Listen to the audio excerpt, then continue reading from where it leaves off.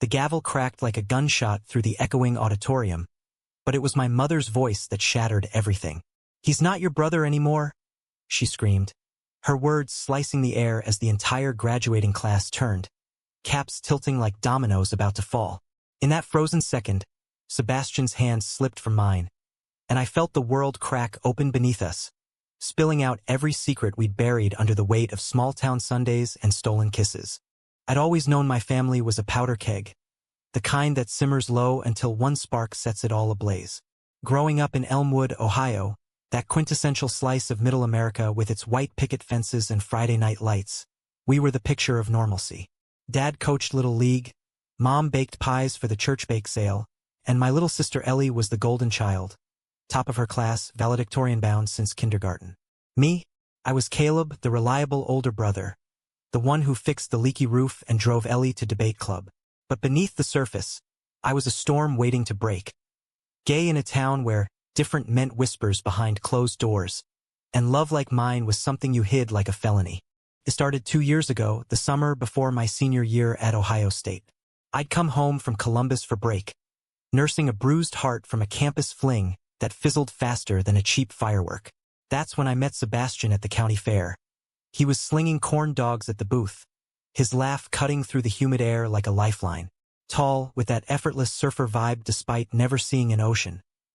His hazel eyes held a quiet defiance that mirrored my own hidden ache.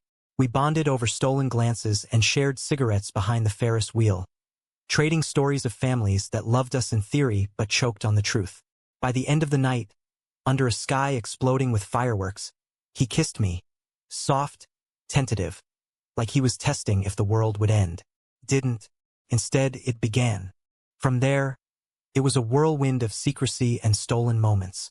We'd drive out to the old quarry on the edge of town, where the water ran deep and blue, far from prying eyes. There, in the cab of his beat-up Ford pickup, we'd talk for hours, about dreams of escaping to New York or LA, about the ache of loving someone in a place that preached tolerance but practiced judgment. Sebastian was my anchor, the one who saw the real me, not the mask I wore for Mom and Dad. "You're not broken, Cal," he'd whisper, his fingers tracing the lines of my palm like he was mapping a future we could claim. "You're just waiting for the right storm to carry you home." But storms have a way of hitting close to home. Ellie, bless her overachieving soul, had always been my confidant. At 14, she caught me and Sebastian once. We'd been fooling around in the garage, thinking the house empty. Instead of freaking out, she just grinned, that mischievous spark in her eye. "Finally," she said, tossing me a rag to wipe the grease from my hands. "About time you stopped pretending." From then on, she was our fierce little ally, covering for late-night texts and slipping us notes during family dinners. "You two are endgame," she'd tease, her braces flashing. "Like Romeo and Juliet, but with less poison and more Netflix." Mom, though, God, Mom was the wild card. Evelyn Harper, pillar of the Elmwood Baptist Church, with her perfectly coiffed bob and Bible verses embroidered on throw pillows. She'd raised us on stories of hard work and faith, but there was always that undercurrent, that unspoken rule. We don't air our laundry. Dad had died when I was 12. Heart attack, quick and cruel, leaving her to hold the fort with iron fists and forced smiles. I figured she'd suspect something about me. The way she'd linger over my laundry, sniffing for cologne that wasn't mine, or the sidelong glances when Sebastian started showing up for study sessions. But she never said a word. Not until Ellie's graduation. The ceremony was picture-perfect, the kind of Americana event that makes you believe in second chances. The high school gym had been transformed into a sea of red balloons and folding chairs, the air thick with the scent of fresh-cut grass and proud parent perfume. Ellie looked radiant in her cap and gown, her speech tucked under her arm like a talisman. Sebastian and I sat front row, his knee brushing mine under the pretense of nerves. "Think she'll dedicate it to us?" he murmured, his breath warm against my ear. I chuckled, squeezing his hand. Our first public touch, a tiny rebellion in a town that still whispered about the that-way folks. Principal Hargrove droned through the diplomas, the applause polite and rhythmic, until it was Ellie's turn. She ascended the stage with that trademark bounce, unfolding her notes with a flourish. The room hushed as she began.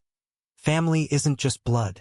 It's the people who see you, who fight for you when the world tries to dim your light.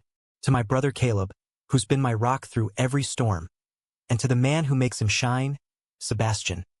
Thank you for showing me what real love looks like. The words hung there, innocent and bold, but they ignited the fuse. From 3 rows back, Mom shot to her feet, her chair clattering like thunder. She stormed the aisle, snatching the microphone from the sound tech's stunned hands. Ellie Harper, sit down. Her voice boomed, raw and ragged, echoing off the rafters. Gasps rippled through the crowd. Aunts, uncles, neighbors we'd known since diaper days, all frozen in their seats. Sebastian's grip on my hand turned vice-like, his face draining of color. You think this is cute? Parading your brother's shame in front of God and everyone. Mom's eyes locked on me, wild with something darker than anger. Betrayal, maybe, or the ghost of her own buried pains. Caleb's not some fairy tale prince. He's ruined us, all because of him. She jabbed a finger at Sebastian, who recoiled as if slapped.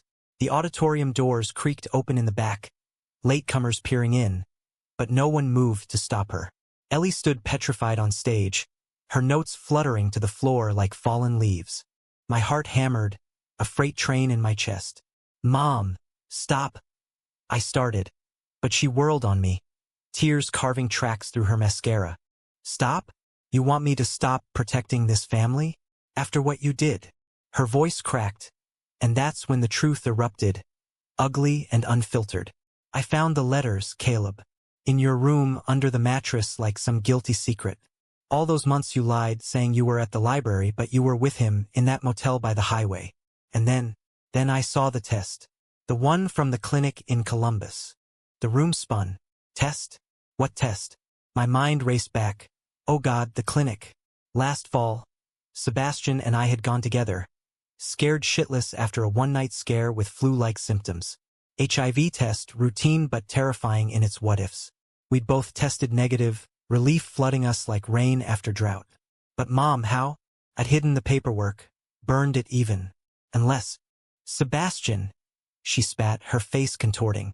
You brought this curse into our home.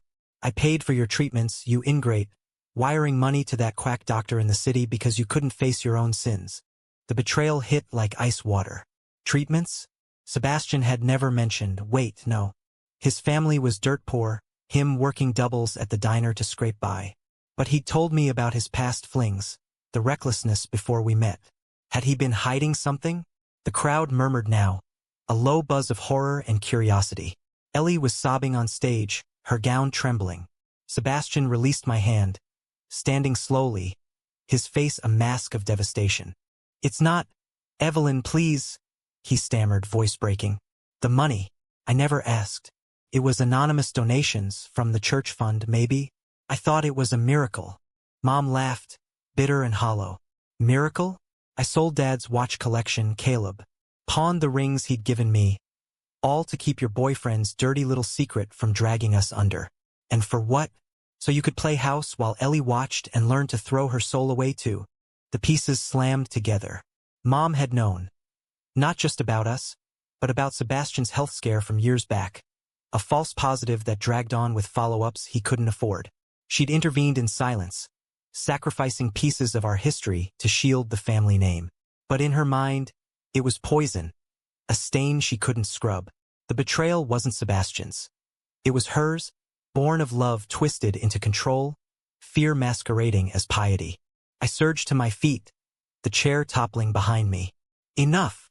My voice echoed hers, steady where hers shook. The spotlight caught us. Mother and son, divided by a chasm of unspoken grief. You think you're saving us? You're the one who's been lying, Mom, hiding Dad's debts, forcing us into this perfect lie. Sebastian didn't curse us. You did with your silence.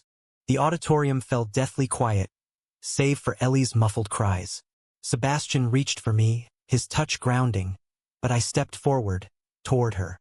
In that moment, under the glare of 1,000 eyes, I saw her not as the villain, but as the widow who'd clawed through loss, terrified of another fracture.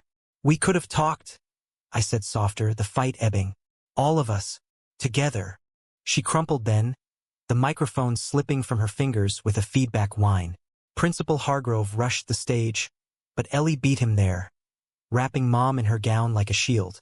The crowd shifted, some with pity, others with judgment. But a few clapped tentatively, then louder, a wave of hesitant solidarity. Sebastian pulled me aside as the chaos swirled, his eyes searching mine. Cal, I swear, the treatments, I had no idea it was her. If I'd known. I know. I cut in, cupping his face, thumbs brushing away the dampness. We're okay. We're more than okay. And in that fractured auditorium, with the American flag sagging like a weary sentinel, I believed it. Love wasn't the curse. It was the confession, the messy grace that mended what fear tore apart. In the weeks that followed, Elmwood didn't shatter, it bent. Mom entered counseling. Ellie finished her speech in a rewrite that went viral on local news, a raw anthem to chosen family. Sebastian and I packed for Columbus. Our Corey days traded for city lights and open hands. No tidy bows, no fairy tale fade out. Just us, scarred but standing, in a country that promises liberty but demands you fight for it. Sometimes, on quiet nights, I think of that gavel crack moment, the truth spilling like rain on parched earth. It shocked everyone, yeah, but mostly it shocked us into being real. And in America, where dreams die hard and love fights dirtier, that's the only miracle worth chasing.